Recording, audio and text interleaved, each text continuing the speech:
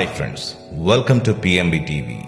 వసుదేవ సుతం దేవం కంస చాణూరమర్ధనం దేవకీ పరమానందం కృష్ణం వందే జగద్గురుం. జగద్గురువు శ్రీకృష్ణ పరమాత్మ మానవాళికి అందించిన అద్భుతమైన వరం భగవద్గీత. భగవద్గీత నిత్యం పఠించడం వలన అనేక ప్రయోజనాలు ఒనగూరుతాయి. అయితే భగవద్గీతలోని ఏ అధ్యాయం చదివితే ఏ ప్రయోజనాలు ఫలితాలు లభిస్తాయో తెలుసుకుందాం. అర్జున విషాద యోగం. ఈ అధ్యాయం చదవడం వలన చదివిన వారికి పూర్వజన్మ స్మృతి కలుగుతుంది, పూర్వజన్మ పాపాలు తొలగుతాయి. సాంఖ్యయోగం.